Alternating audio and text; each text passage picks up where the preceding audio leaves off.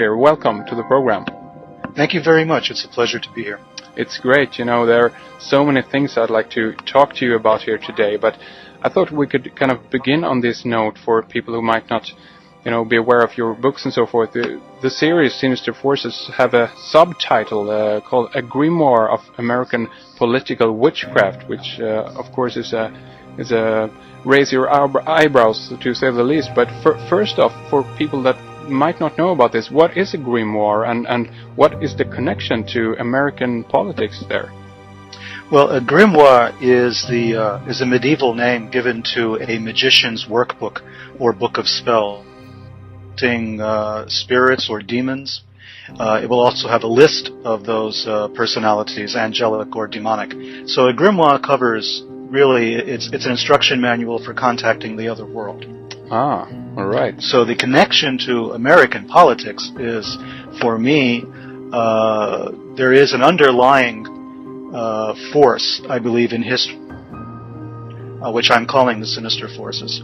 And these conspire sometimes to create events that would appear on the outset to be the result of conspiracies or some other kind of human interference, but which may actually reflect deeper underlying causes. So my book is intended to be both a guide to these forces and also to describe how these forces have been tapped by others in the past, especially in reference to American history and some of the things we're experiencing in the world today. Very interesting. This is a huge book series, of course. Do you kind of view this as your, I guess, life's work? You must have been working on this for a very long time, right? Yes, I began working on this back during the Watergate era, so that was back in 1975, roughly, when I became aware that some of the individuals who were making news during the Watergate investigation of President Nixon had also been involved in the Bay of Pigs invasion during the Kennedy administration and were suspected of being involved in the Kennedy assassination. When I saw the same individuals showing up, I began to ask myself, is this the result of direct conspiracy, or is there perhaps some other force at work? And this is what set me on this path of trying to understand both conspiracy and coincidence, and trying to find out, is there a connection between the two, or are these two parallel tracks? Charles Manson, a fascinating character, seems to be a huge part of American culture or subculture. You I guess go into quite a lot talking about Manson. What kind of is your connection to this man? Charles Manson represents for me the icon, if you will, of all of these forces and how they come together. I became fascinated with Charles Manson for a number of reasons. In the first place, he did not directly participate in any of the murders that bear his name. He was the inspiration for them. He was the ringleader, if you will, the commander who sent out his family to commit these crimes. But yet he himself did not participate. And I began to ask myself a lot of questions. Charles Manson is a rather unattractive individual in so many ways. Illiterate, spent most of his time in prison, and yet he did study the paranormal and the occult while in prison. He had studied Scientology, for instance, and claimed to be a Scientology clear, which basically puts him in the same neighborhood as Tom Cruise and John Travolta. Yeah. Which set me back right there. But then, as well, he had a coterie. He had a collection of young, attractive women around him who would then go and commit all of these horrible crimes. So I began to research his background. Where did he go to prison? Where did he grow up? What were the forces that operated on Charles Manson? And I found, to my surprise, that there were definite connections between what happened to Manson and how Manson was essentially created, and the goals of a long-term CIA mind control operation, which we know today as MK Ultra, but which also had other manifestations since about 1950 until the 1970s. So I began to see to myself that Charles Manson seemed to represent an example, if you will, of the sinister forces that I'm writing about. So there's a thread of Charles Manson's mythology, you might say, and his methodology running through my 3-volume series. Ah, I see.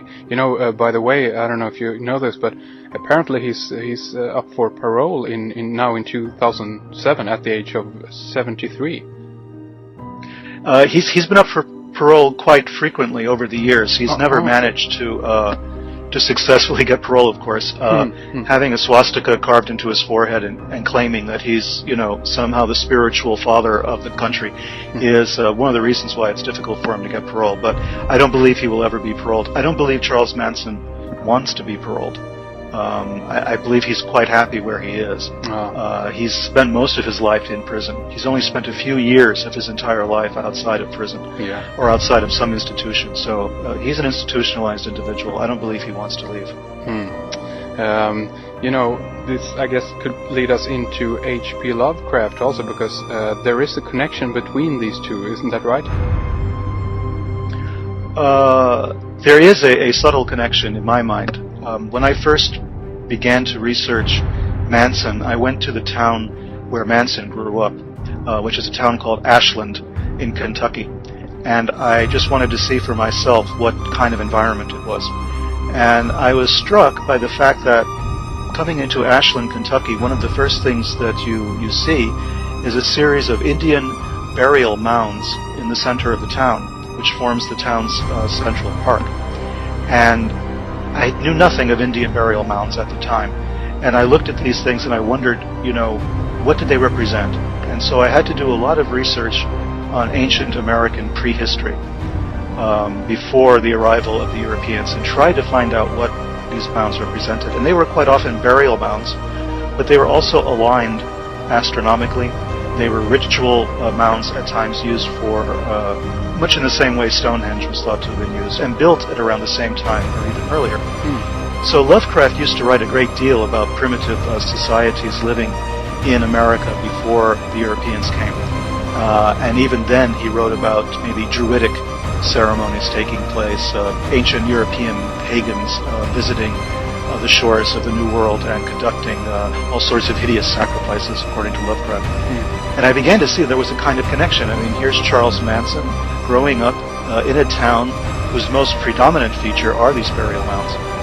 And I began to research those civilizations and to discover that Lovecraft actually, although perhaps not knowing it, was writing about something genuine. There were various strange rituals being performed in America back before the time of Columbus, and there were European visitors to America before the time of Columbus, and there were pagan sites that had been set up. So I felt there was a connection there, that maybe America is itself a kind of haunted house. That Manson is a kind of medium, for those forces. Wasn't it Manson that claimed that he was a reincarnation of H.P. Lovecraft? Or am I mistaken there? Well, I don't know. That's a very good question. Okay. I believe that Manson was born after Lovecraft's death, I believe. So it is, conceivable. Okay. He does seem to represent the forces that Lovecraft wrote about, for sure. Yeah, sure. I mean, Lovecraft talked, as you say, about the great old ones, and the. I mean, do you think that there could be kind of a evil spirit, that is or has been haunting America in that sense? Well, I think so. In a sense, I think so. I think America, in the last part of my trilogy, I talk about America as a kind of haunted house.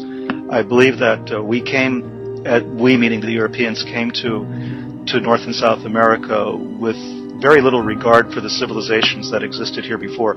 I mean, most American school children are not taught anything about American prehistory. It's considered either controversial or the field of cranks or crackpot anthropologists or something. But there was a very definite series of civilizations here, and they were as ancient as those of Egypt or Mesopotamia, or Stonehenge as an example. The fact that they didn't use stone for building materials means that most of their monuments have been overlooked or accidentally destroyed or deliberately destroyed. So people did not know that we actually are walking on land that tremendous ancient civilizations had occupied. And we don't know what happened here. And for some reason, we tend to build our prisons and our military installations on those sites that were the most prominent sites of the ancient civilizations. Every time you find a series of Indian burial mounds of any size, for some reason there's a penitentiary, a prison across the street or on top of it, or a military base, or in some cases a nuclear waste facility. And I always think to myself that these represent the most tense human habitations, military bases and prisons. And for some reason we choose to build them on the site of Indian burial mounds. So there is an unconscious realization of this in our filmmakers. For instance, in The Shining, the famous Stephen King novel, the Overlook Hotel is supposedly built on the site of an Indian burial mound. Yeah. In the movie Poltergeist, they're building housing tracts on the sites of Indian burial mounds. In the movie Identity that came out a couple of years ago, there are references to Indian burial mounds at the site of that famous motel where all of these murders are taking place. So it seems as though in Hollywood we seem to have this unconscious understanding that there's a connection between these burial mounds and some very strange supernatural phenomenon. And Lovecraft wrote about this in the 1920s by saying that the artists would be the first ones to know what was going on and how these forces were coming into play in our life, in our consciousness. This is very interesting. I mean, we could go a number of avenues here, but one thing that comes to mind, of course, is regarding, I guess, what would you think about this being that an artist in that sense can actually more easily, I guess, tap into this, I guess, collective unconscious or whatever you want to call it? Or are we talking about individuals who actually, know what they're doing in this sense?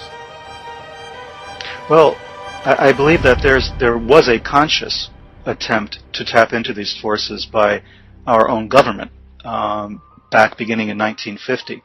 And the thesis of my work is that when the U.S. government, both the Central Intelligence Agency but also the American military intelligence agencies, tried to unlock the secrets of the human mind in order to create the perfect assassin, or in order to defend our own people against Manchurian candidates, let's say.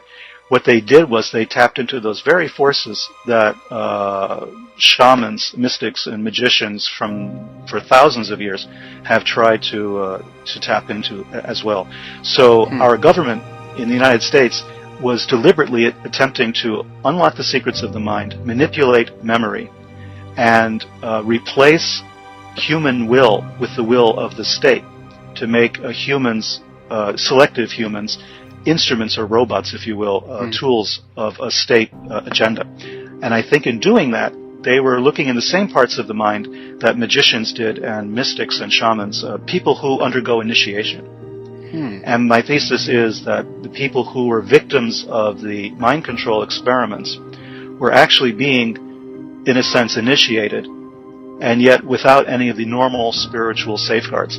They were being initiated by people who didn't know what they were doing, and who did not provide these victims with the information they would need to protect themselves or to understand the processes they were undergoing. And this unleashed all sorts of forces in my mind, a kind of Pandora's box that roughly since the Korean War period of the 1950s until now, we have been operating on people. We've been using violent offenders in our prison systems as guinea pigs for drug experimentation, for behavior modification experimentation. We've been using all sorts of people that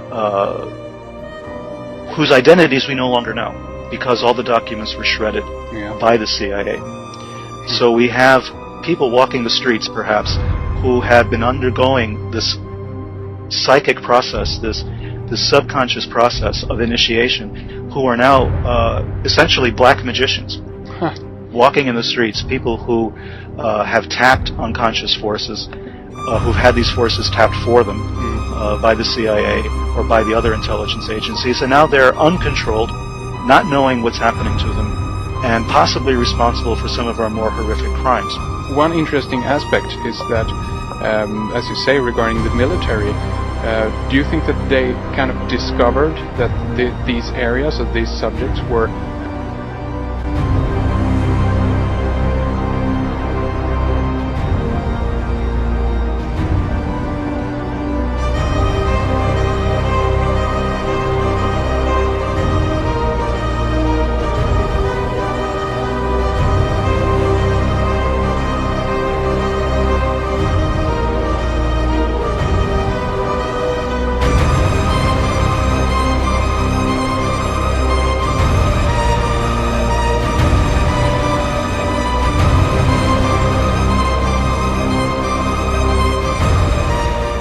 to me?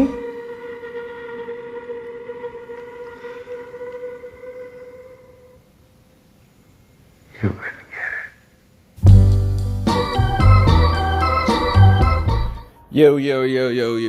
Yo. Back in this bitch for some more. This is Go Deep episode 252. 252 has been a while, goddamn. If y'all want to hear the other, it's actually like way more than 252. I just used to do like part 1, part 2. I used to do 0.5s, all kind of shit.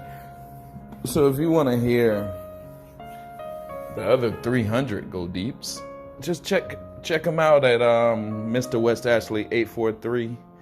That's my other channel. That has a lot of work on there. I'm just working on this side of the block right now. So let's talk. What we're gonna talk about. This is a good podcast today because if you saw that intro already, you kind of know what we're talking about. But I kind of been putting it in a few videos lately. Well, it's been the whole series of Go Deep is pretty much about the same shit. But oh shit, see, I haven't did one in a while, so we can't get to talking real quick because we got to get to listen to some music. And then we come back after the music break, then we get to some talking. Let's be right back. You got your hands on Mooney shit? Say what? We gonna get high. I don't give a fuck about them. He a bird anyway. He be taking his packages. He a snitch too. Hey yo, in Pam's house there was money missing. She was too dumb, had her nose numb, sniffing blow in the kitchen. Her kids never ate. BCW's involved with her. Kids that she never seen shipped to the Florida. Maxine, dark-skinned, bald-headed bitch mean. Pam's right hand, together they're the coldest fiends. Aw shit, guess who arrived at the door? It's Mooney the supplier, spoon open the door. Bitch, open the door. Maxine, he gon' kill me. Chill, I got a friend cop. Girl, you don't know it's beef. 3 long kicks, the hinges flew off. Kids screaming, the heavy face slap blew Maxine head off. It's on in the crib. You wrong for what you did, you gon' pay Pam.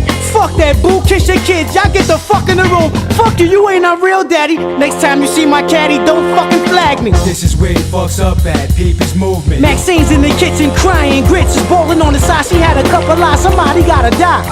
Y'all bitches fucked up, smoked up my packages. Y'all had Mackie shit and Pappy shit. Word to Aunt May, I want mine. Pulled out the 9, get in the tub. He seen the hot iron, pulled the plug out. He stink pan, bought it back the penny on good times. Vacuum the dollar bill, he sniffed like 6 lines. He put his gat down, why he do that? Creeping through the crib was Maxine. Pot holder down with the grits. Pam sucking his dick. Maxine out-greened him, screaming, slipped and pissed. He ran in the seeds room, grits down, crying. Aight, with his balls out. He stepped on Clarence, Biggie Smalls album. Movie, get that nigga. Pam yelling, rip that nigga. Mookie went and got the dye out the kitchen. James jumped on Moon, poked him with a screwdriver. Broke the TV, niggas watching Knight Rider. This is Pam Jerky Mother House. The same shit go on at her brother house. You know Mooney's only $1.05 wet. He only had $200 worth of shit, and the kids tore his ass up. The C's had a huddle up, I felt sorry for him. The funny shit when bow-legged Kiki hopped on him. Jumped on him, pigeon-toed Mookie, pour a die on him. You should've seen this motherfucker's face crying, half dying. They stuck a fork through his nuts. The little girl was happy, she picked her brother up. Quick, pick the window up, Mooney overheard. Right before they threw him out, the nigga said, word?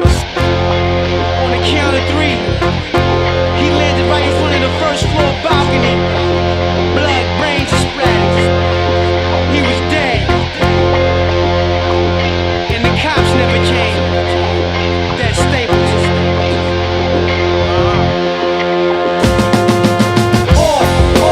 All in together now. We're getting fresh, getting right for the weather now. And if we fall in the game, no, that's never now. Come through my projects and we're in you out.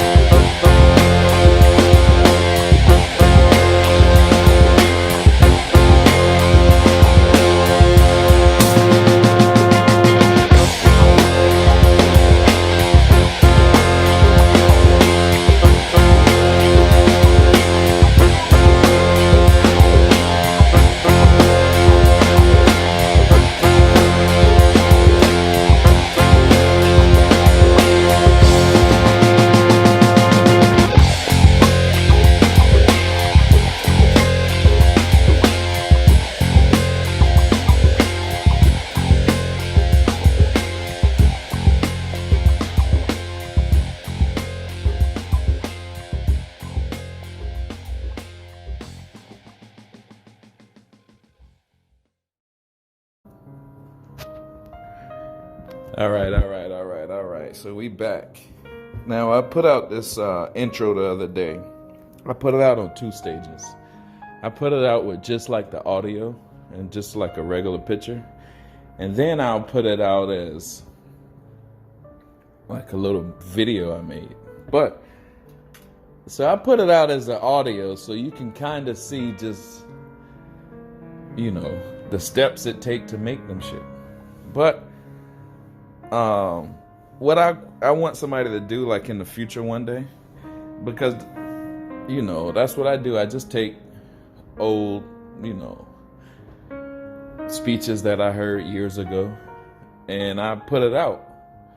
But I just, you know, touch it up, give a little upgraded vibe to it, a little go deep vibe, you know, do my own little thing, because I was always this guy in all my neighborhood, like in the hood or wherever I was at. I was this guy that always tell people, yo, this movie is telling you this. And a lot of time the people wouldn't understand it, especially like before 2012. People wouldn't believe none of this like magic shit, you know, none of this. I feel like I'm blessed because I studied this shit for so long in my life. Or like my family, I was never raised like everybody else. We always stood out. All of my whole family, we all stood out. But me especially, I was a certain kind of weird because I believed in like this new world order shit. You know, I used to be on the computers a long time ago, like in the 90s when I was a little kid. And you know, back in the day, the internet used to be fucking, you know, way more violent than it is now, way more darker than it is now. Back in the 90s, you know, they had Faces of Death and they had just a bunch of wild shit on the computer. So that shit used to be crazy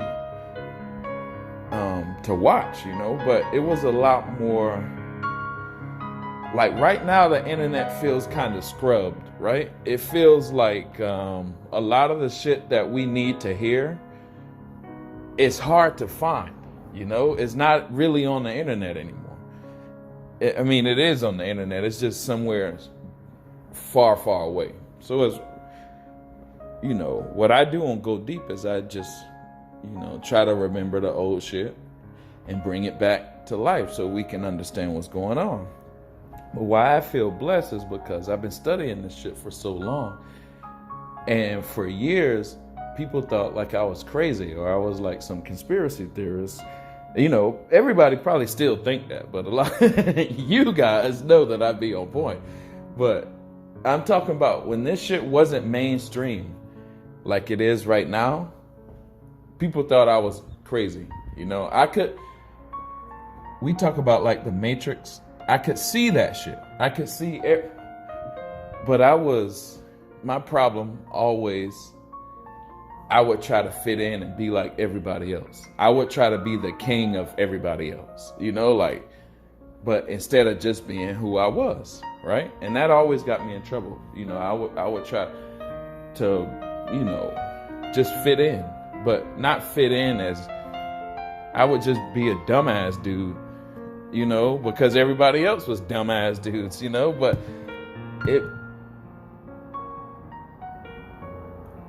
like right now, what I can see is all the shit that I was studying my whole life. I've been studying for a reason. Like God guided this. You know, I look at it like that a lot of times, especially after that last video I made. You know, it has some mental health shit in it, you know, but yeah, I heard that video like years and years ago. You know, I heard that speech years ago, but so while making that video, it showed how or I tried to show how a lot of times people you think are crazy are being tested on, you know,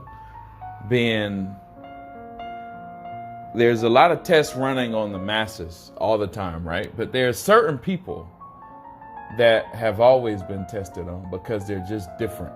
And that you see that, they show you that in like this comic book genre of like, you know, like the mutant kids, and the mutant kids always in some kind of laboratory being tested on, or Eleven on Stranger Things, she's being tested on. But the kids, they're always just weird kids, but they have certain powers. And you know, a lot of y'all listening have those powers, or everyone listening has these powers. Y'all just don't know it. A lot of the time these powers are turned off, and the powers are like manifestation or seeing the future, being kind of psychic, and manifesting shit into the real world. That's what I've been trying to tell y'all like for a long time. It's all what everyone's doing is magic. There's magic all around us, but we just don't know it. We can't see it. We call it, you know, some people who seeing it now, they call it the Matrix. And you know, some really smart people like Lex Friedman and Elon Musk and all these guys, they're saying how this world could be a simulation of like a computer simulation, like a huge cosmic video game, right? Where you can maneuver and, you know, manifest kind of, if you get on point, you can kind of manifest the life you want in this video game, like the Matrix. Now, really smart people say this, you know, there's not just no conspiracy theorist black dude, you know, that lives in the South. All of the smart people are saying this, but we don't really know what's going on. So when I break these shit down, I try to make it in simplest form as possible. So when we're talking like the Matrix, right? The Matrix is just a black, or it don't have to be black, just like a box, a cube, that, you know, each side of it is manipulated or fake, and it's preventing you from seeing the real world. It's like a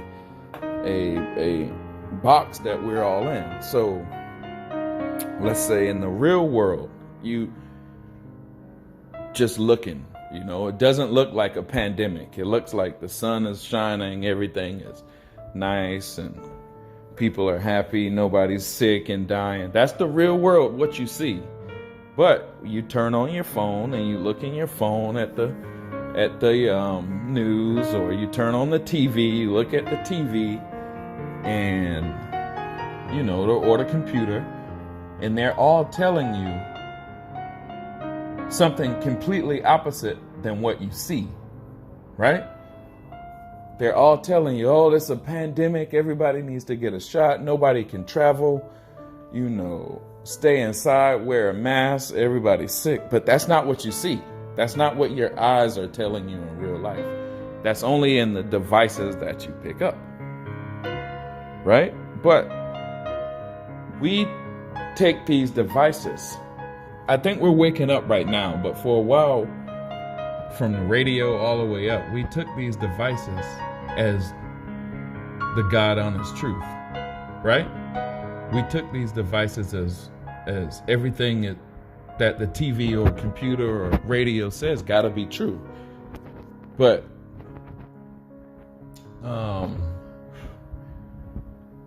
we don't question it because we're brainwashed. And the people that question it aren't brainwashed. The people that question it are actually the people with a more advanced brain, because the brainwashing don't work on them. Right? Now, all of this that we wonder, why is the world going this way, and why do people act a certain way, and this, that, what's going on, why do these people are stupid? They're brainwashed. They're all brainwashed because they live in that box, that matrix box. They go, and one front is just sports all day. Sports is just a made up paradigm of people playing a game, and we act like that's something so historical, but they just make it up in their own paradigm of it being historical.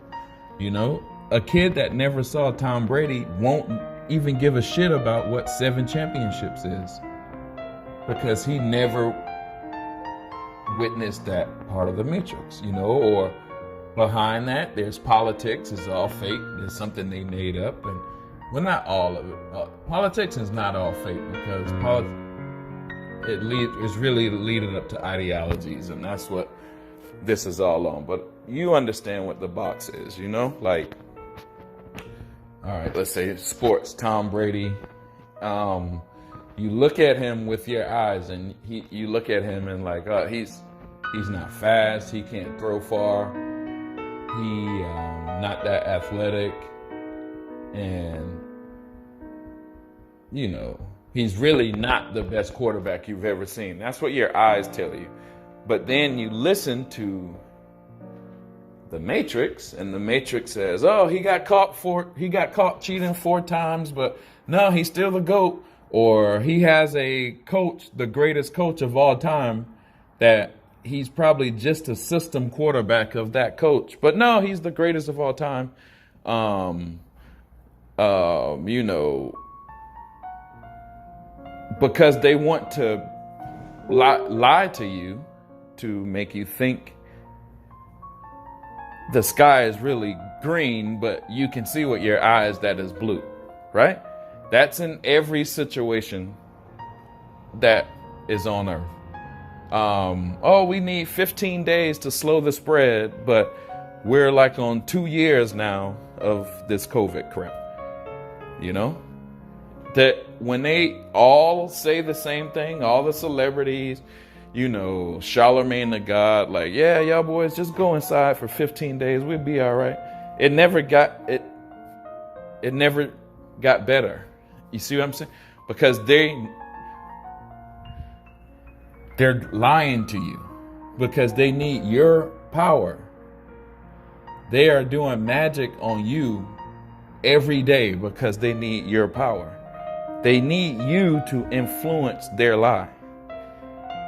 So every moment you see, whether you turn on rap, you know, you turn on something urban, an urban podcast, hip hop, you're going to see the same thing as when you turn on CNN, as when you turn on Trevor Noah, as when you turn on even Fox or anybody. You're going to see the same crap. They're going to just spin it differently. But they're doing it as magic to trick you. So, all right, the other day my homeboy said something. He was like on the video, he commented and he was like, yo, this is like the Manchurian Candidate or Born Supremacy, Born Identity, whatever. Yeah, and it is like that, but think of it much closer. The Hollywood, that Manchurian Candidate is like Hollywood type shit. It is true. It is like that. But listen, let me explain, because it's way closer than you think. You are a Manchurian Candidate. Not my homie, but I'm just saying people. I'll explain.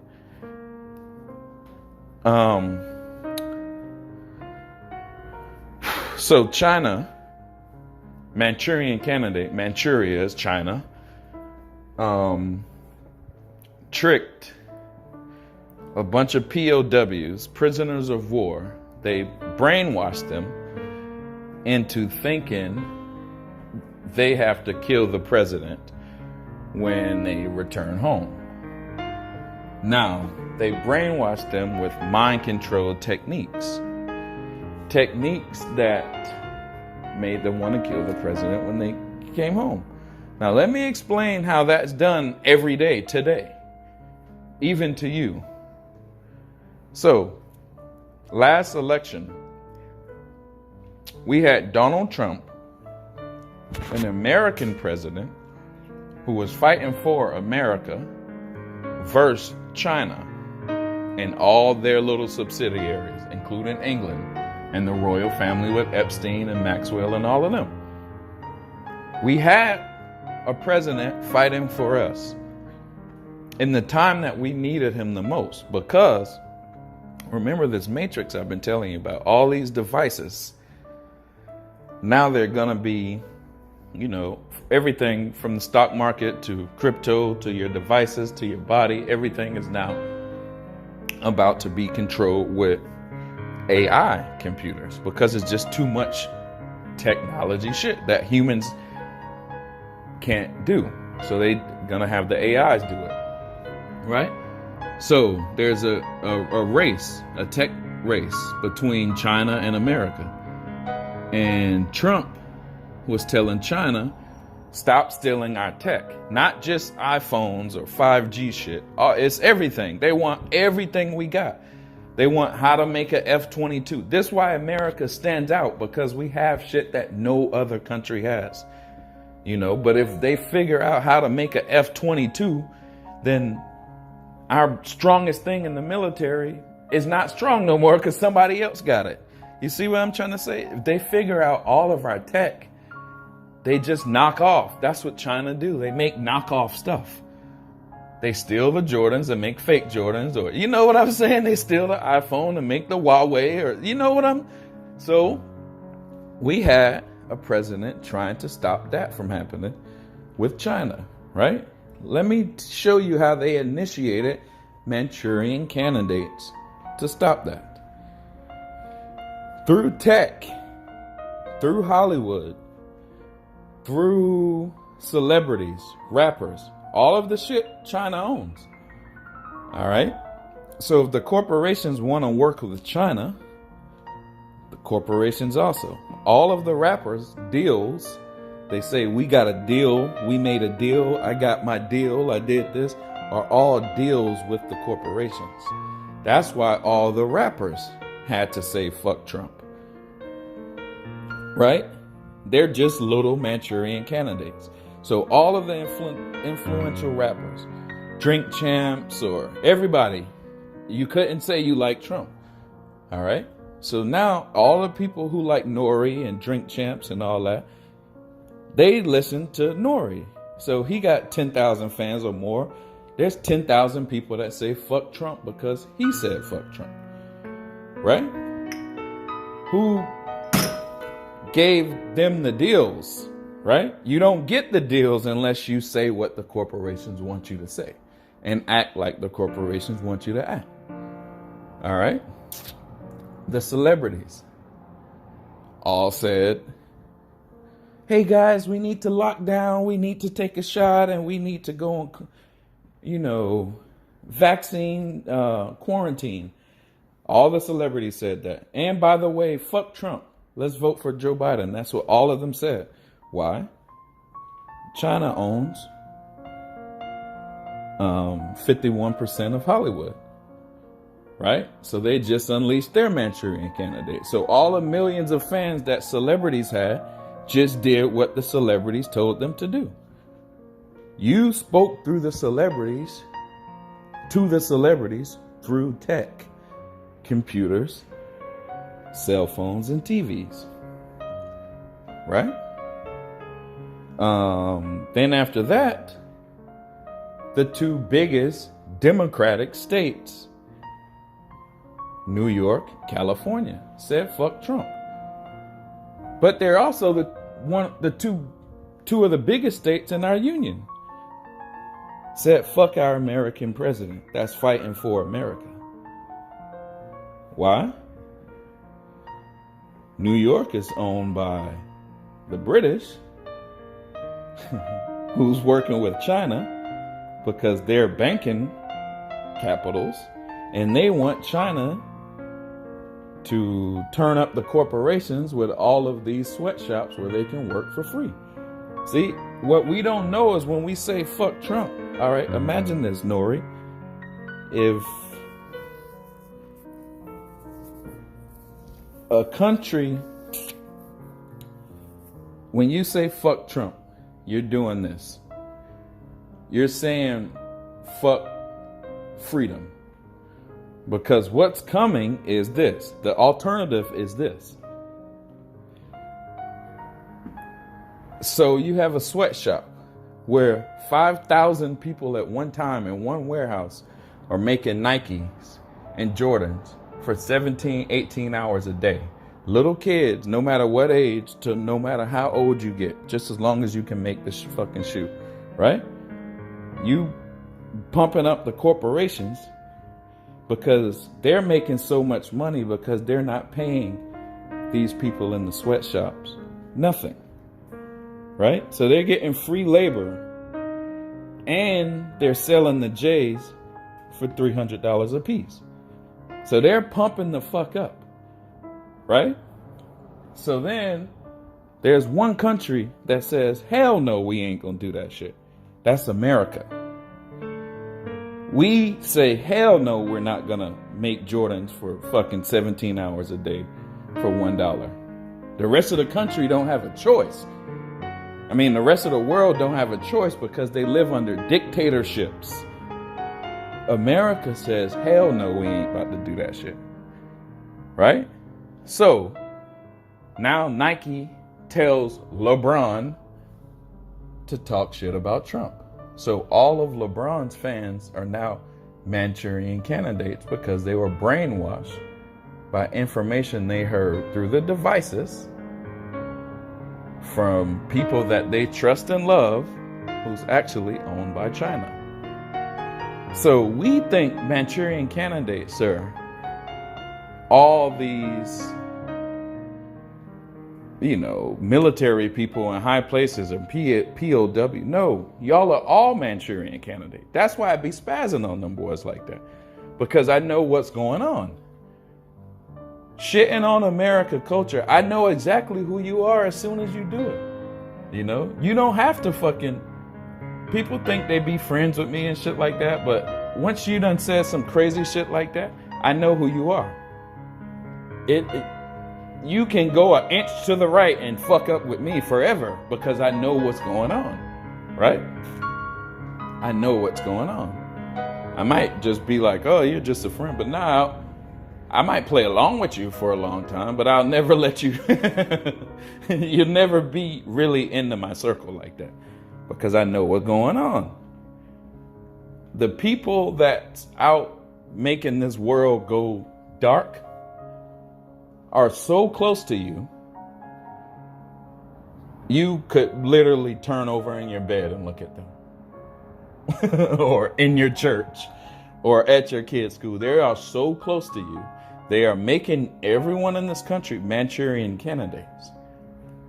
So when you said, in your country, fuck Trump, you were brainwashed by another country to not physically kill your president, but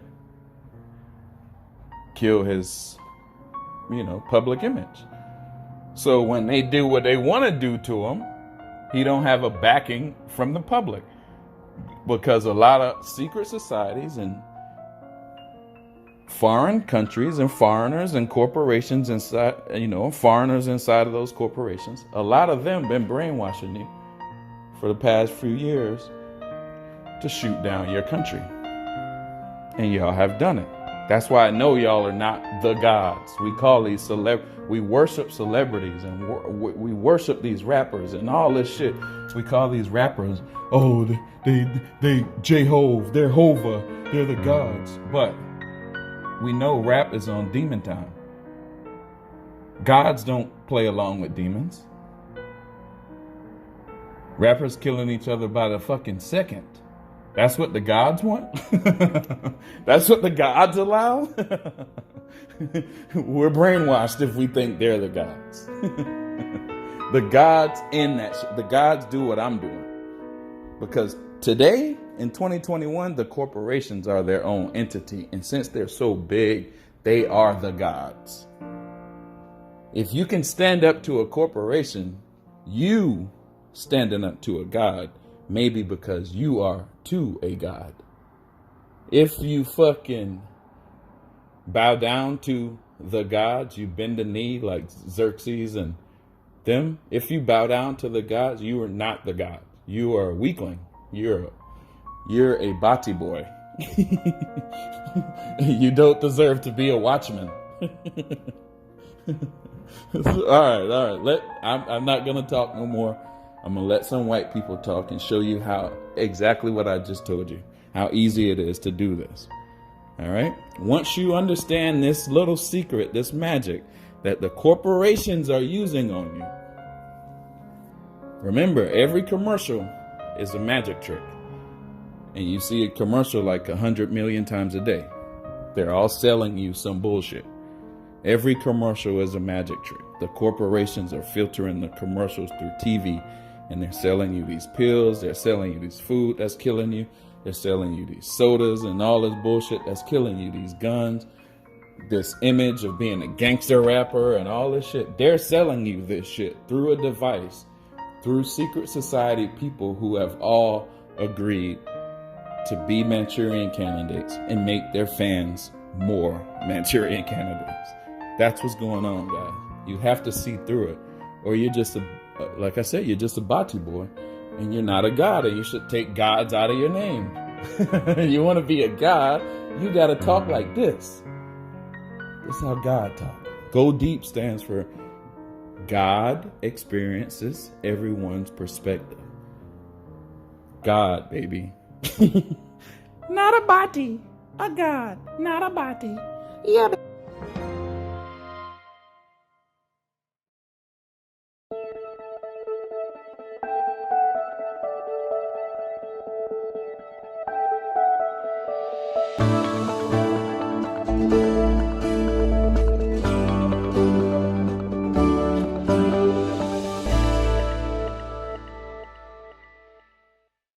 Thank you all for joining us tonight, and it's my pleasure to welcome a close friend, UC San Diego's Distinguished Professor Emeritus in Psychiatry, Joel Dimsdale. I'm sure many of you know Joel and his incredible scholarship and service to UC San Diego. He joined UC San Diego back in 1985 after serving on the faculty of the Harvard Medical School, and even in his retirement continues to consult and engage in research. In addition to being a respected scholar, Joel's an incredible friend and supporter of the library. And in fact, just last year, Joel donated a collection of Holocaust survivor interviews that he collected in the late 1960s and early 1970s. And I'm glad to report that just this past week, we finished digitizing those collections. Joel is with us tonight to speak about his new book, Dark Persuasion, A History of Brainwashing from Pavlov to Social Media. In this book, Joel traces the evolution of brainwashing from its beginnings in torture and religious conversion into the age of neuroscience and social media. I just finished reading the book this past weekend and just am so excited to have Joel with us tonight. And so with that, Joel, thank you so much for joining us this evening. Thanks, Eric. Thank you very much. It's really a pleasure to be here at Geisel tonight. And I'd like to give a shout out to Geisel and all the research libraries in the world. These are repositories of learning and wisdom that are deeply valuable for our society.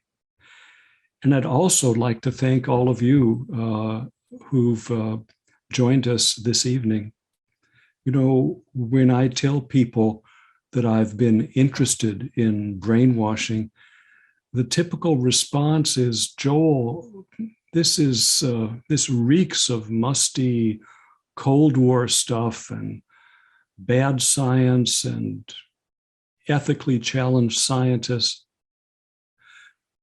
Well, that's partially true, but it is not it's not something that is only from 100 years ago.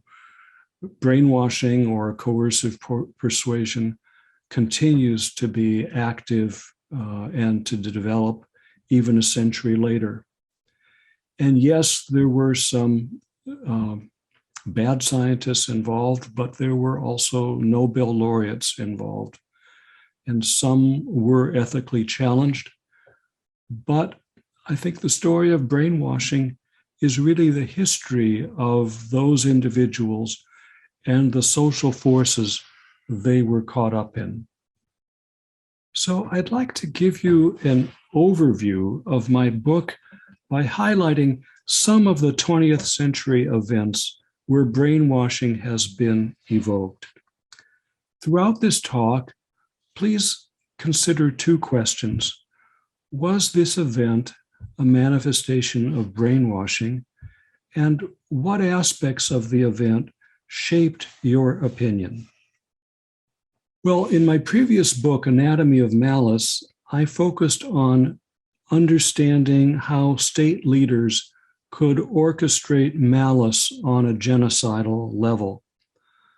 Subsequently, I started wondering about how a population could be persuaded to follow such a path.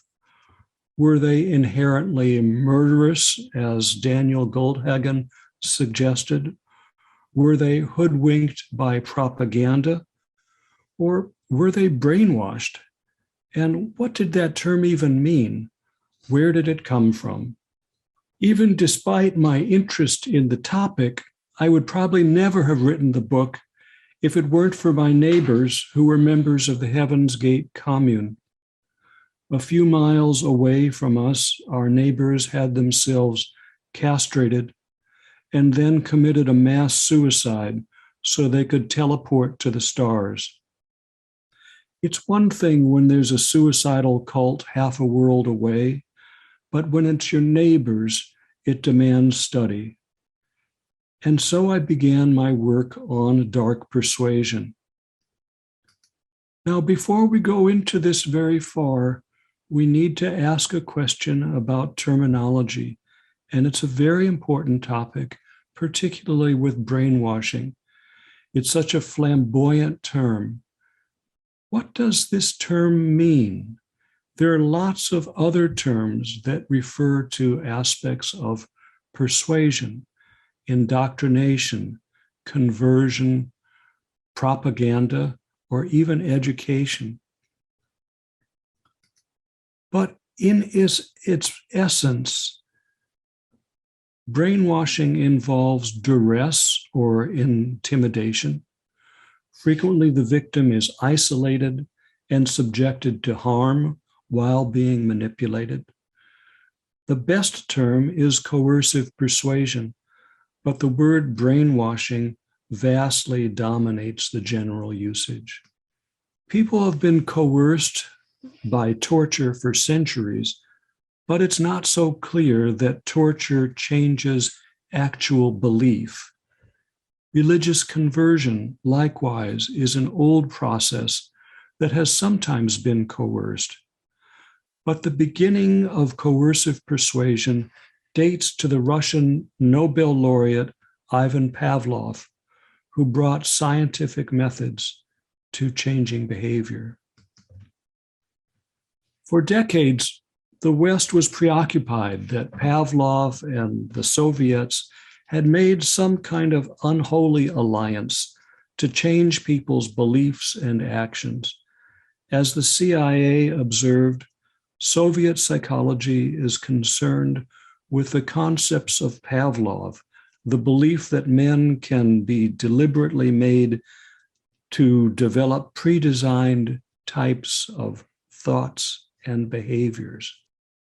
Some of Pavlov's observations stemmed from an unusual natural phenomenon, the flooding of the Neva River. Let me read a portion from the beginning of my book to describe what happened.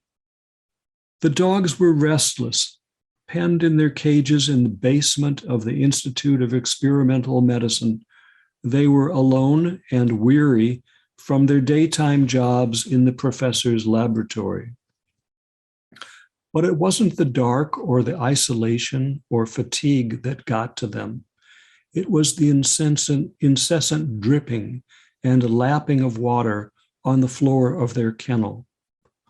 Although it started out as a fairly typical overcast day, the rain increased until the Neva River once again flooded, and it headed straight for the dogs.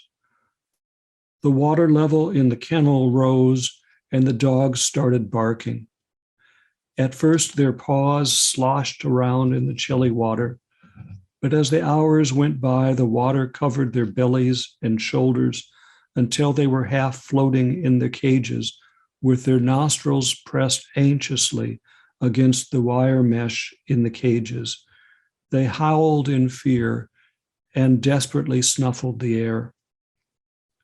At the last moment, a dog handler raced through the flooded streets to the Institute, where he encountered panicked dogs and floating cages. One by one, he rescued the dogs, but first he had to force their heads under the water to get them out of the cages. The dogs were never the same. Their dispositions changed dramatically. The meek became aggressive and the gregarious became shy. It was as if an entirely new being inhabited each dog.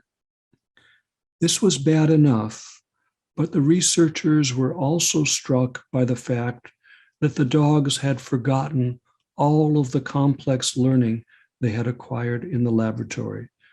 The dogs' memories were wiped clean. The staff talked about the dog's memory loss for weeks, and the scientists wrote their colleagues about this strange event. This might have been dismissed as a curiosity, except that it took place in the laboratory of the Nobel laureate Ivan Pavlov. Pavlov built his career on meticulous observation and experimentation. For the rest of his life, he talked about the flood, and his comments about traumatic stress and memory reverberated widely, given his relationship with Russia's communist leaders. This would all have led just to scientific papers, except for Lenin's interests.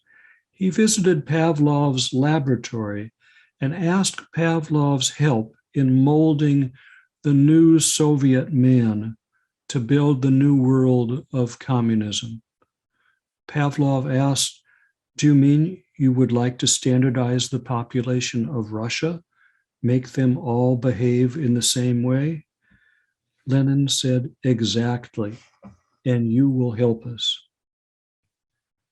The Soviets handsomely supported Pavlov, funded him with over 350 researchers for his institutes. Stalin also protected Pavlov, even during the Great Terror, when Stalin attacked so many prominent Russians. Pavlov was safe. There has always been a suspicion that Pavlov influenced how prominent party officials were interrogated and induced to make unusual confessions during the show trials. Bukharin was the principal target of the third show trial. Charged with plotting to assassinate Lenin and Stalin and give Soviet territories to Japan, Germany, and Great Britain. He abjectly confessed to it all, saying, "I have no intention of recanting anything I have confessed. The monstrousness of my crimes is immeasurable." Other leading Soviets similarly confessed, saying things like, "There is no country on earth filled with such happy people. Farewell, my beloved country." Observers wondered how the Soviets extracted such confessions. They used a mixture of techniques, including solitary confinement, sleep deprivation, constant interrogation, and demands for confession. They alternated brutality and kindness, all imposed methodically and patiently, like a scientific experiment. When Pavlov died in 1949, a glowing obituary in Pravda commented on his accomplishments in achieving unlimited power over the work of the brain.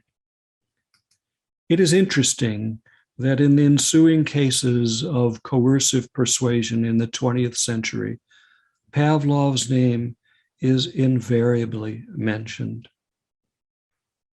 When World War II broke out, the Allies and Axis countries turned away from a preoccupation with show trials and confession and focused instead on drugs for interrogation, or as they called it, truth serum.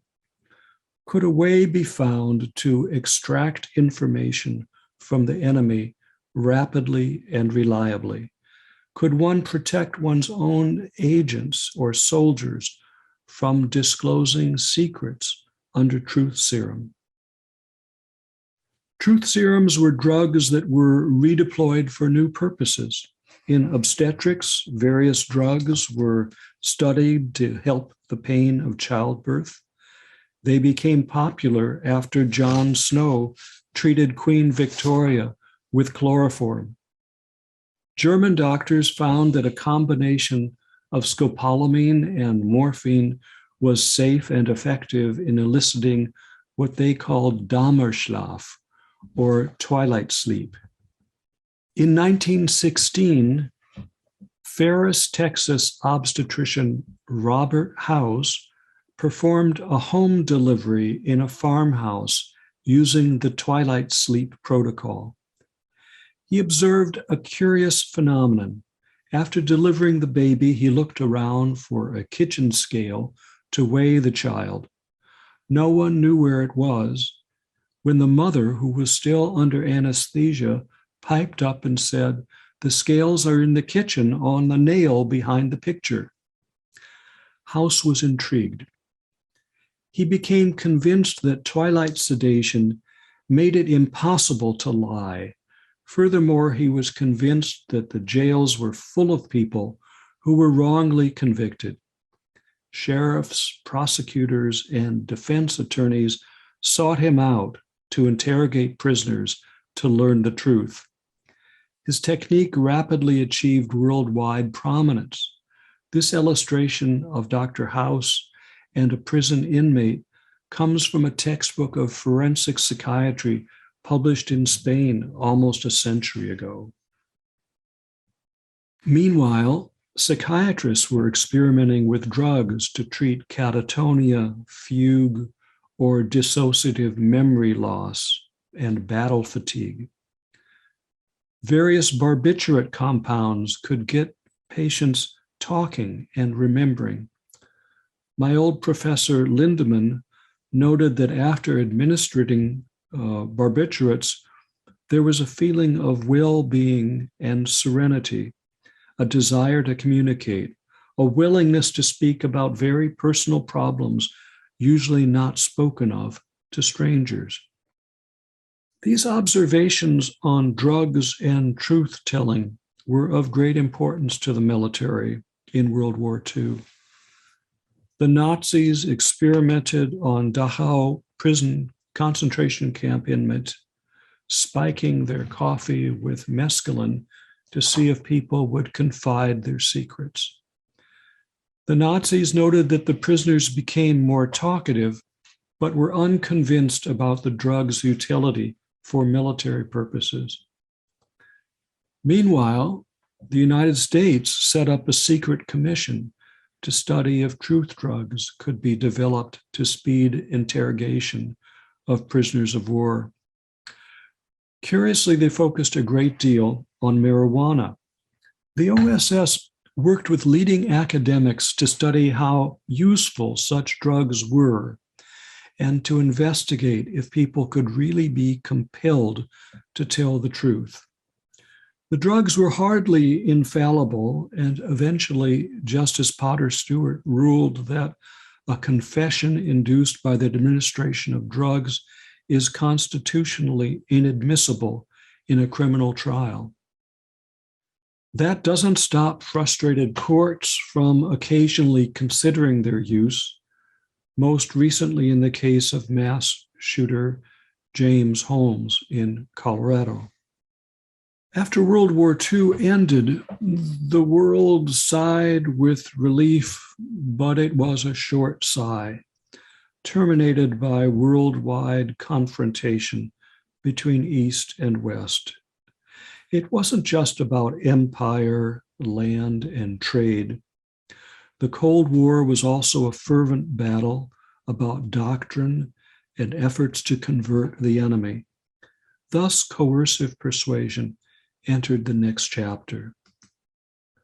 The Cold War started off with another show trial, this time involving Hungarian Cardinal Joseph Mindszenty.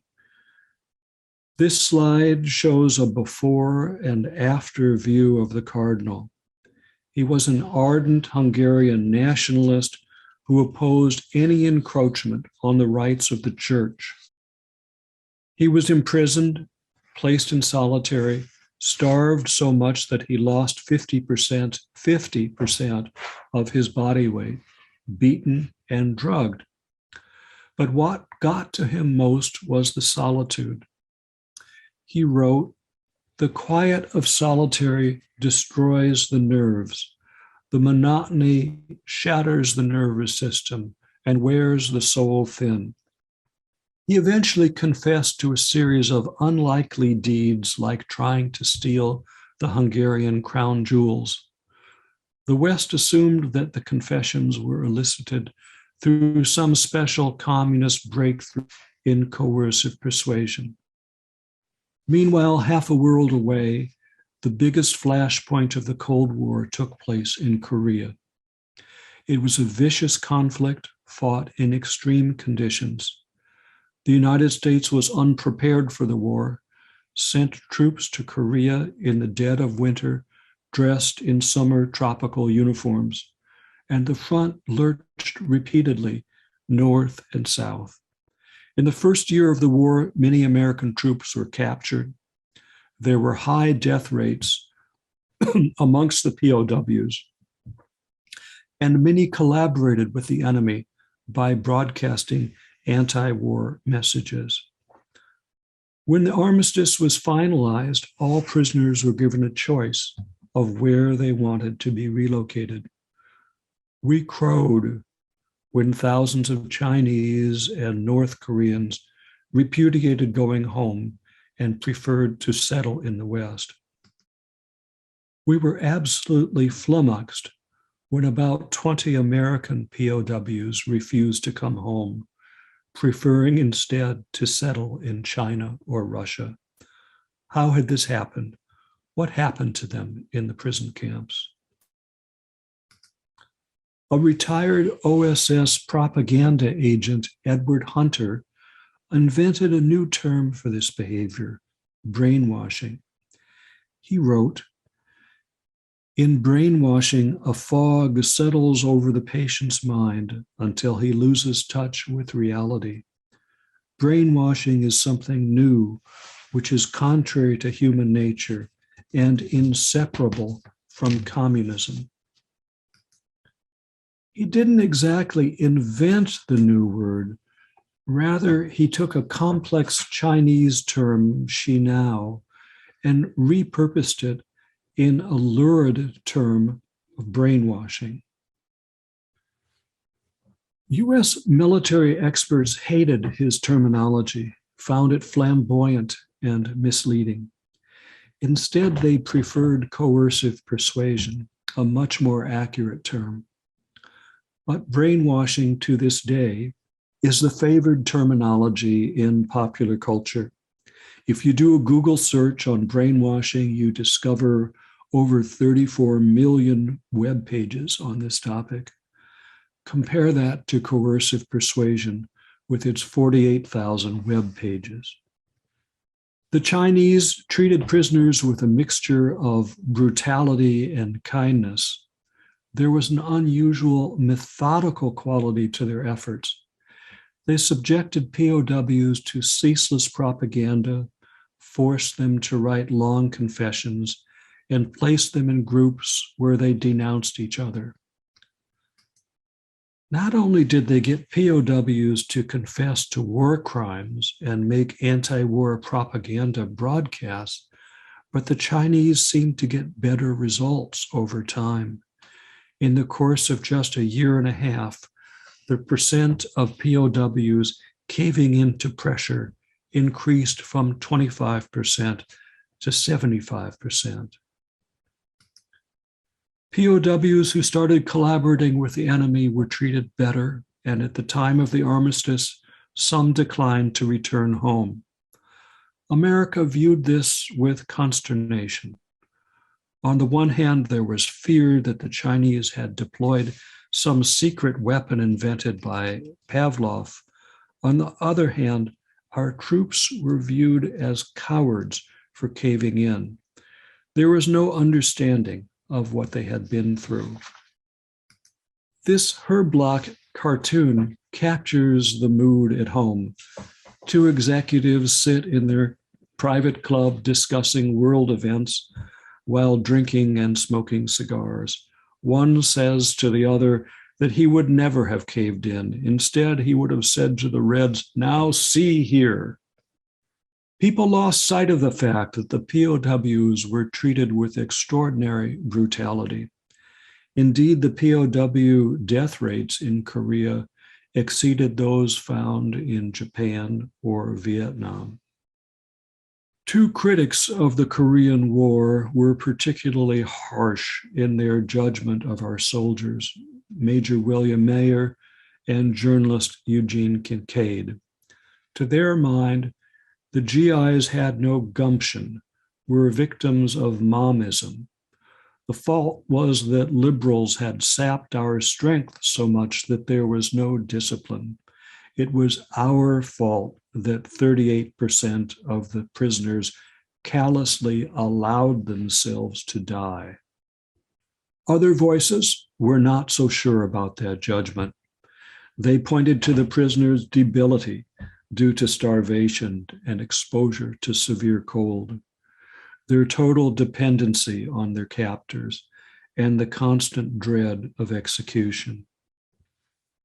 In the light of the Korean War experience, President Eisenhower was advised to start a brain war offensive that would bring together the CIA and academic researchers. Allen Dulles, head of the CIA, felt that there was a contest with Russia to develop new techniques of brainwashing. The Russians take selected human beings whom they wish to destroy and turn them into humble confessors of crimes they never committed. New techniques wash the brain clean of the thoughts. Indirect CIA funding flowed to university researchers through foundations and research institutes. Harold Wolff and Larry Hinkle at Cornell received funds and channeled money through the Society for the Investigation of Human Ecology. This MK Ultra funding supported scores of university laboratories across the country. Wolff at that time was America's leading neurologist, and Hinkle was a brilliant internist who studied stress and heart disease. Hinkle worked closely with the CIA on various projects that raised profound ethical considerations. Here we see how Wolff answered a delicate question posed by CIA agent White, who asks, what is the possibility of working out a graph indicating the state of panic of the enemy based upon the varying degree of pressure used? Wolf replied smoothly, yours is a very provocative notion, and I'm sure it could be documented. Warm regards. A shocking response from the tacit head of American neurology at the time. Wolf's proposal to CIA started out pretty ominously. Potentially useful secret drugs and various brain-damaging procedures will be tested in order to ascertain their fundamental effect upon brain function. As these drugs are investigated, a concurrent search for antidotes or countermeasures will be conducted. Then the proposal veered into an even more shocking direction. Where any of these studies involve potential harm to the subject, we expect the agency to make available suitable subjects and a proper place for the performance of necessary experiments. In other words, he wanted the agency to furnish the victims and then dispose of them.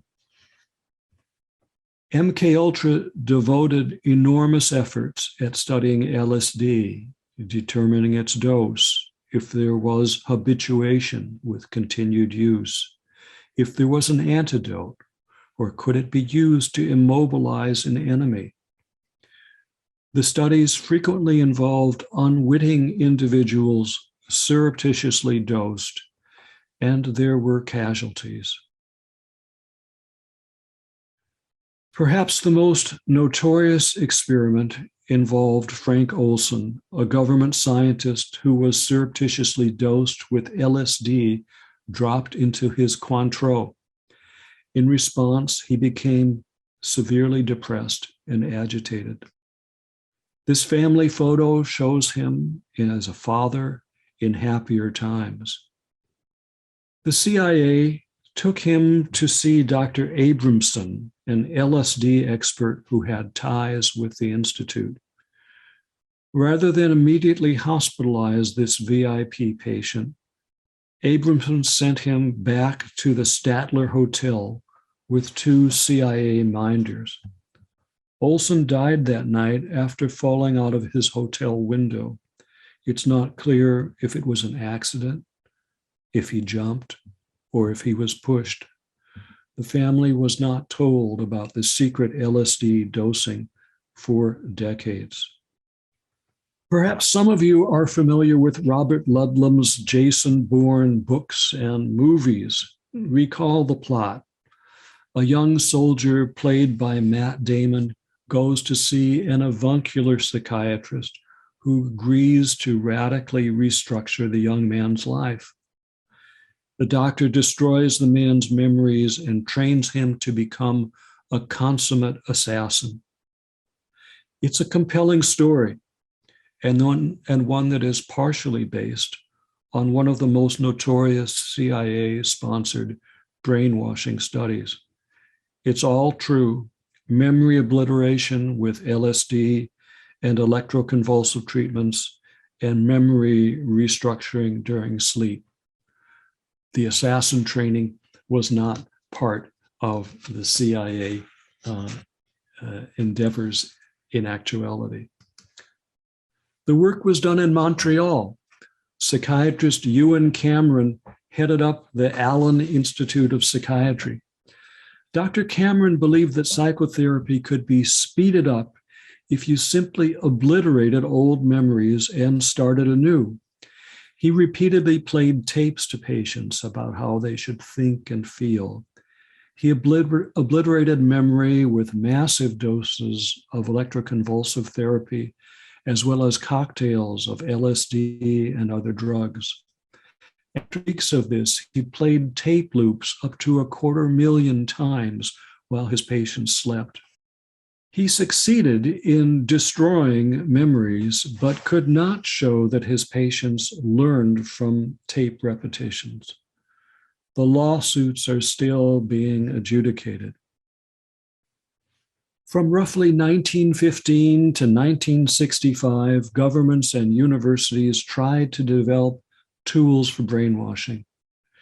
They weren't exactly successful. Torture didn't persuade people to adopt different political beliefs, nor did it elicit information reliably. Any number of drugs could sedate, stimulate, or confuse people, but they weren't effective in interrogations or persuasion. Group pressures, sensory isolation, sleep deprivation were promising tools for coercive persuasion, but these required time and finesse. In the 1970s and 1980s, two unlikely players emerged demonstrating new techniques in dark persuasion: kidnappers and clerics. On August 23, 1973, Jan Erik Olsson robbed the Kreditbanken Bank in Stockholm. He took the bank staff hostage and held them in the vault while negotiating with the police. Over the ensuing days, the hostages started collaborating with their captor, developed fondness for him, and began to distrust the police. He didn't torture, shoot, or rape the hostages. He was solicitous of them and caressed them. As one hostage put it, when he treated us well, we could think of him as God. When the police eventually liberated the hostages, they hugged the bank robber and shook hands in farewell, calling out, "I'll see you again." This wasn't just some Scandinavian liberal aberration. Similar events have been seen off and on all over the world, sometimes involving terrorists, sometimes kidnappings for money or sexual exploitation.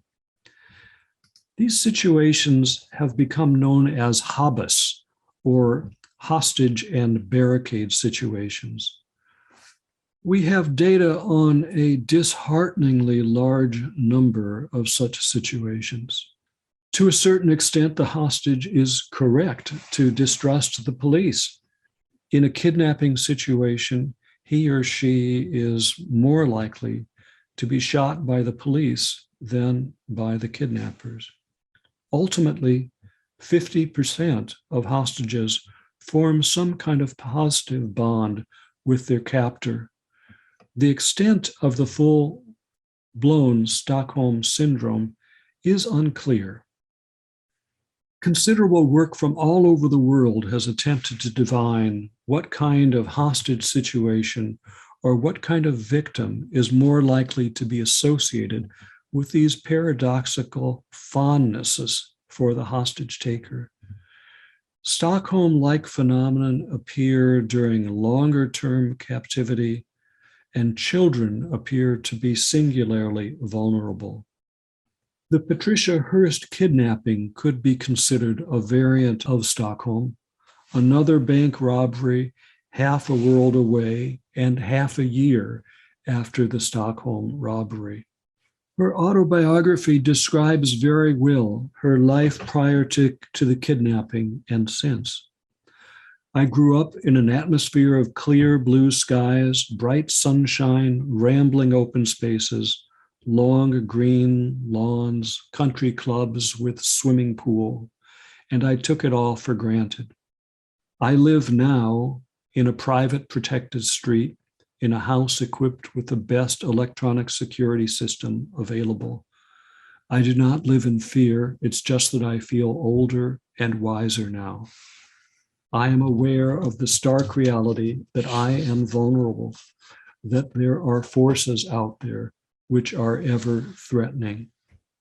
She had the misfortune to come to the attention of Donald DeFries. I'll let you read for yourselves his manifesto.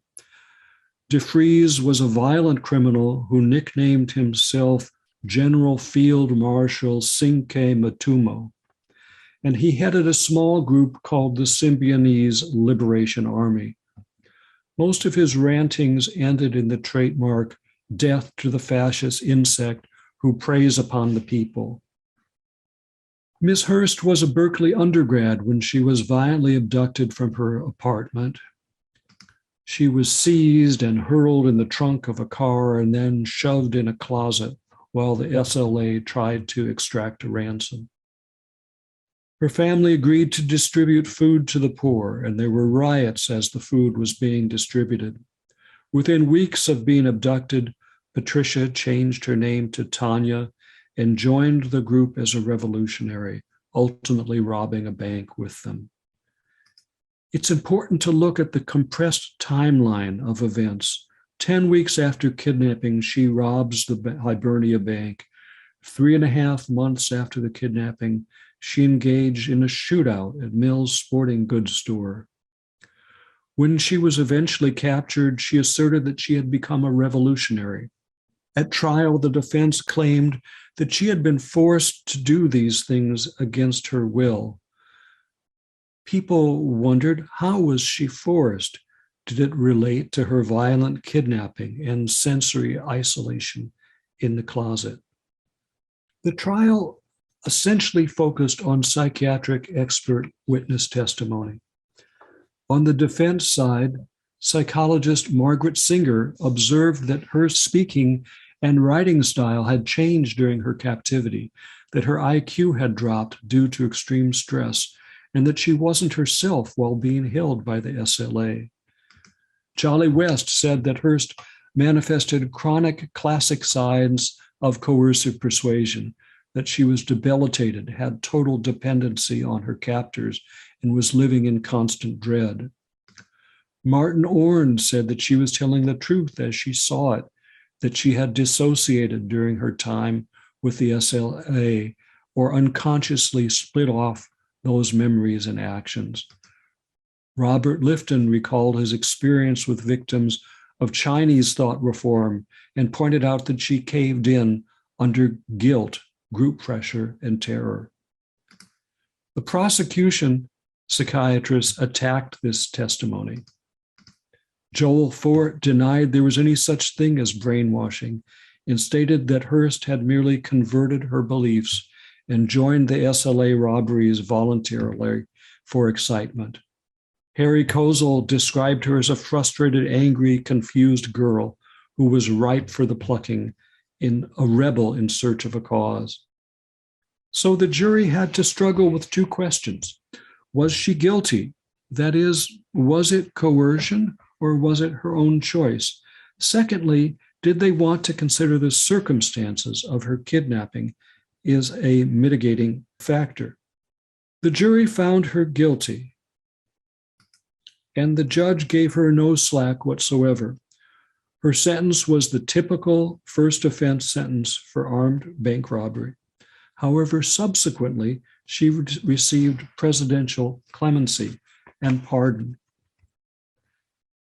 I've touched on how coercive persuasion evolved in the hands of government and government agencies, academia, and criminals. I'd like to finish by discussing how religious cults have used coercive persuasion. Heaven's Gate began in Houston and was led by Marshall Applewhite and Bonnie Nettles, who renamed themselves Bo or Doe and T or D. They were convinced that they literally belonged with the stars and that they were trapped on Earth in bodies that were actually archaic vessels from space. They started wandering and proselytizing about UFOs and redemption. They formed a group called Heaven's Gate and preached a life of asceticism. Get your vehicle under control was their motto. They preached eating pure food and avoiding sexuality, which they felt corroded their vessels. Some even had themselves castrated to stop sexual temptation. They emphasized conformity and renamed themselves with peculiar names. They discouraged contacts with family and friends. They had very precise rules to help them find their way in the world. Major offenses were things like deceit or sensuality. lesser offenses, including having private thoughts or being curious. Over the years, the membership dwindled and the feel of the group darkened. And by that time, they were living in a mansion here in Rancho Santa Fe. We might never have heard of them, and they might never have killed themselves, except for the bad luck of the Hale-Bopp comet. In 1996 and 1997, this was the brightest and longest lasting comet in known history. It came upon us as a surprise, and Bo was convinced that trailing the comet was a spaceship coming to take them home to the stars. He persuaded the group that if they killed themselves during the comet's closest pass to Earth, they would teleport finally to the stars and immortality. The group vowed to kill themselves, but videotaped farewells in advance. Sitting tranquilly in the grounds of their mansion, they talked about their joy in anticipating the next step. Some tried to head off criticism, anticipating that the press would paint them as disturbed. In their words, "This is my family. Laying down this vehicle is going to be great. I'm shedding it like a husk." Others stared into the camera and said, "I'm the happiest person on the world to be doing this," or "I have such joy and wonder at the thought of going home." Over the course of one day, they killed themselves in 3 waves. All were dressed identically.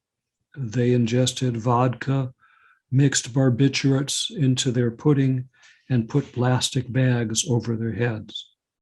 Then they were all gone. When the bodies were discovered and autopsied, pathologists were astonished to find that many of the men had been castrated. I've focused on brainwashing in the 20th century. While it was tempting to talk about current events and controversies, I think we need more distance in time to have a dispassionate perspective. However, I do have some thoughts on things that might develop in the future. The first challenge will be neuroscience. We were able to do some surprising things in the 1960s. Robert Heath pioneered in deep brain stimulation, studying how implanted electrodes could modify complex behavior in people.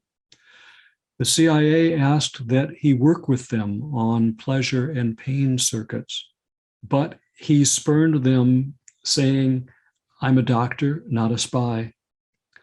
We can do much more today with safer and more precise surgery. We are restrained by a sense of professional ethics by focusing on clinical conditions. Would that restraint be evident in times of war? I think the bigger challenge will come from social media. Social media offers so much promise, but there is a dark side. We need to ask ourselves if social media can be weaponized as a tool for coercive persuasion. If social media is associated with bullying, coercion, surreptitious monitoring, and restricted information, one has to wonder if it is a tool for coercive persuasion. In this sense, social media is just another social intoxicant. And as we know so well from the example of drinking and driving, it takes many decades for cultures to develop expectations for how one interacts with new social intoxicants. George Orwell soberly observed, "If you want a picture of the future, imagine a boot stamping on a human face forever." From my point of view, if we ignore the potential of brainwashing and the developments in the 21st century, then we are defenseless, and Orwell will have been right. But I do believe we have a choice. We need to look back and consider how brainwashing developed in the 20th century to prepare ourselves for the new century. And we need to listen to H.G. Wells, who warned that human history becomes more and more a race between education and catastrophe. We are in such a race now. It is up to us to define the emerging contours of dark persuasion. Thank you. Thank you so much, Joel. That was a fascinating and very timely talk. If I may, I thought I would get us started with something I've been wondering about. You know, your book contains so many examples of the challenging role that psychiatry has played in exploring or aiding coercive persuasion, brainwashing, I guess I'll say. It's easier for me to say. How do you see the field of psychiatry responding to those ethical dilemmas today? Well, it wasn't just psychiatry. It was psychiatry, it was psychology, it was neurology, neurosurgery. This was a vast academic endeavor in the social and behavioral sciences and in all of the health sciences. And I think it continues to be that way. I don't think psychiatry is singularly vulnerable to the allure of brainwashing. It just happened that psychiatrists and psychologists have been involved in this very actively from the beginning.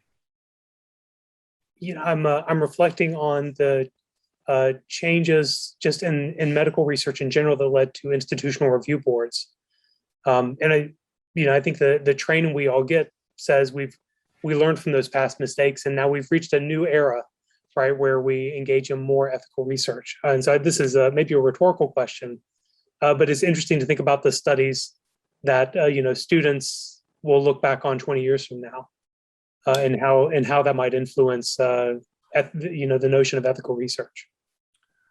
I think the ethical restraints are going to be terribly important, so that we don't recapitulate this.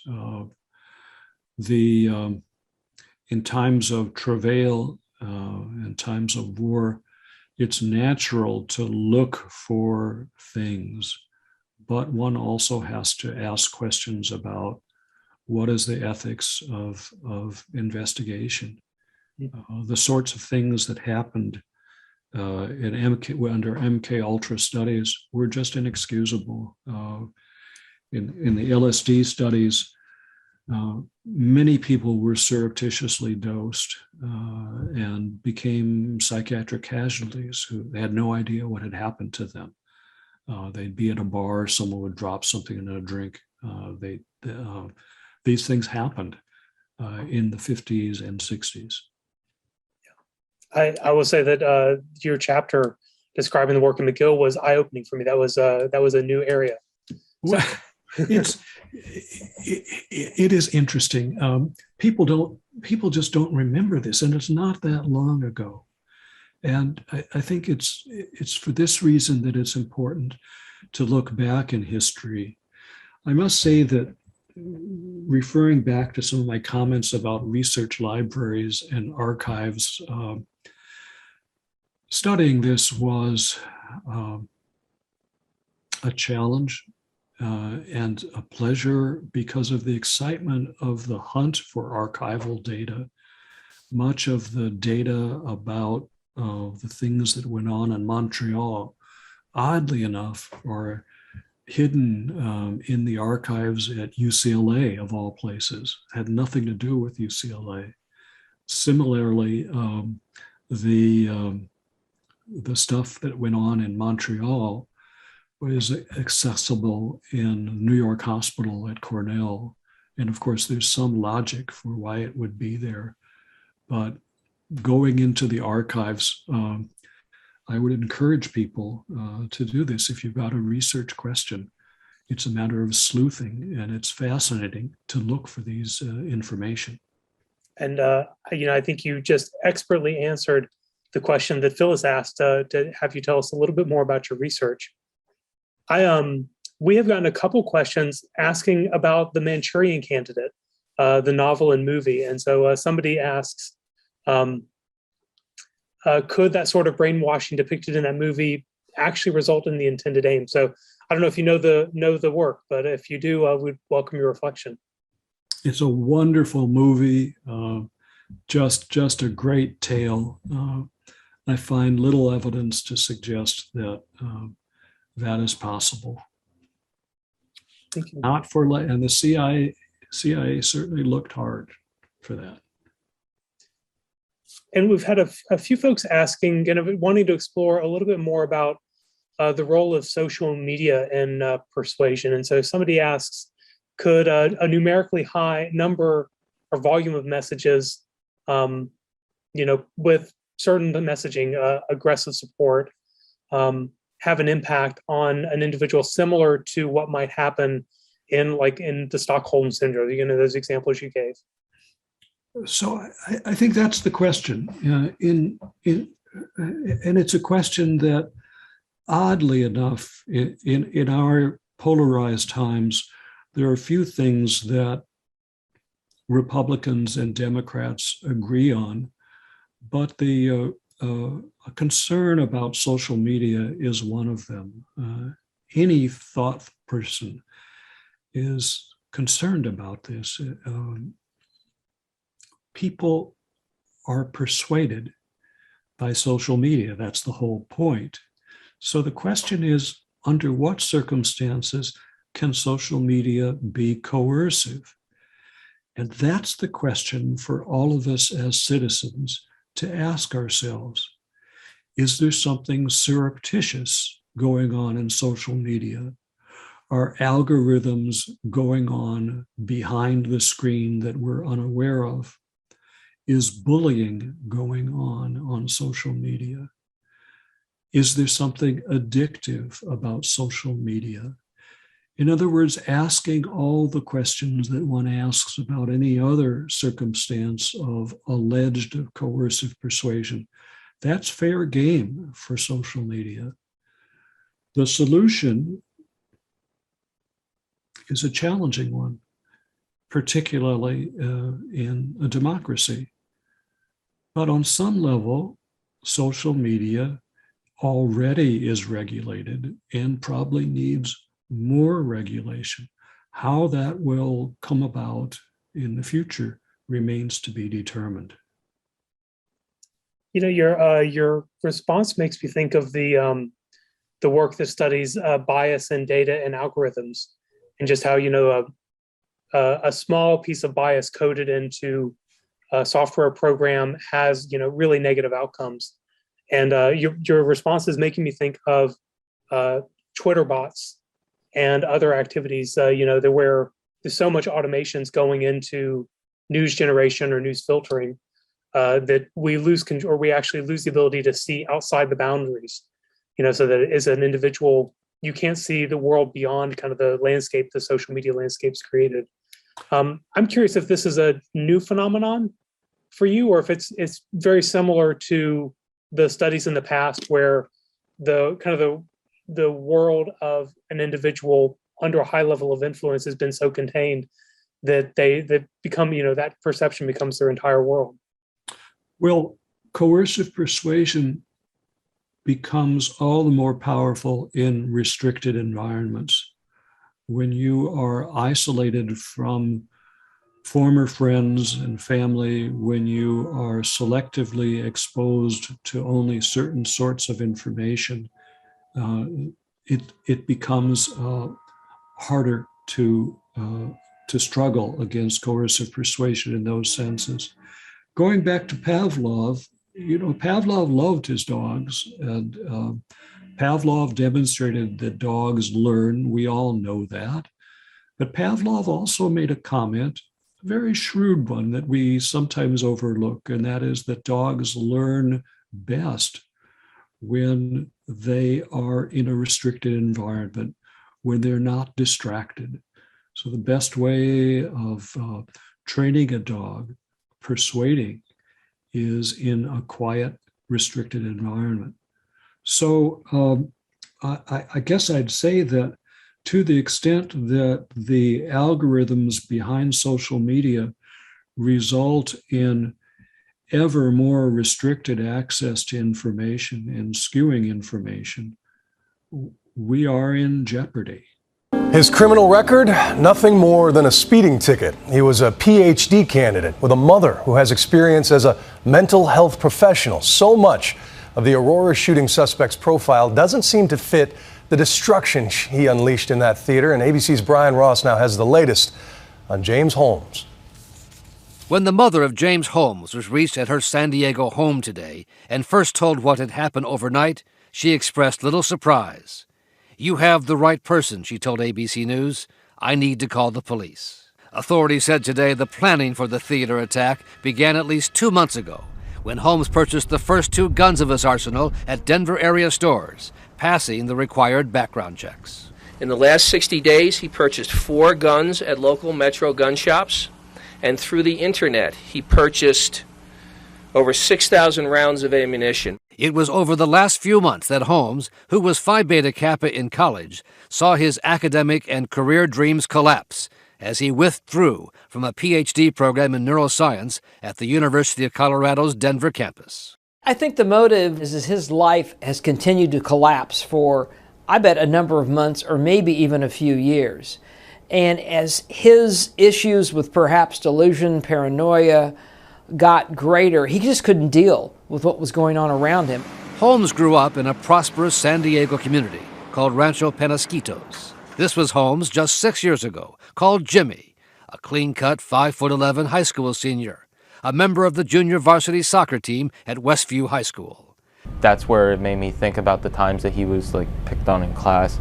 He was just that person who always was smirking. One former classmate remembered Holmes as the class bully, but others in his neighborhood said he was just a classic loner. He was just quiet. He was just quiet. Unable to find a job, Holmes moved to Colorado last fall and appeared to be nothing more than a quiet and easygoing graduate student. But it was a different Jim Holmes who showed up at this San Diego pawn shop, where the owner says Holmes sought tips on firing the guns he had planned to use. We carry all of those firearms in stock. Very specifically remember James Holmes' face. Last night, neighbors at his Aurora apartment building said they heard loud techno music coming from his apartment, with the recorded sounds of gunshots added in.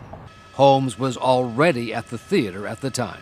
What's odd is what really brought up the red flags for us is the apartment complex is very quiet. There's no noise, nothing. And then all of a sudden, yesterday night or midnight this morning, music starts up out of nowhere. That was kind of odd because no one throws parties in that apartment.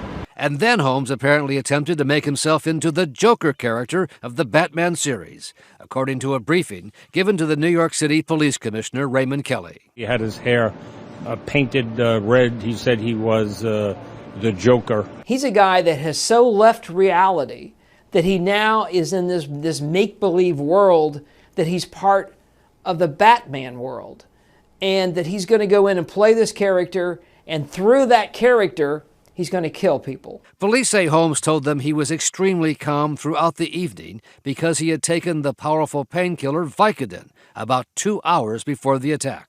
His final step, police say, was to booby-trap his apartment, which they say was so full of chemicals and incendiary devices that it may be days before the bomb squad can figure out how to defuse them.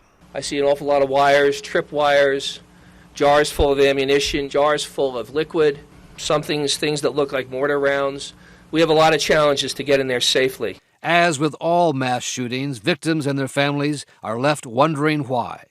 Experts say in such cases, parents often know, without specifics, that something is wrong. In so many of these shootings that have happened before, we've seen that they are carried out by people who are really at a point of desperation, who felt they may have had no other options left. Today, his father, Robert, a software engineer, left the family home in San Diego under police protection to fly to Colorado to see his son.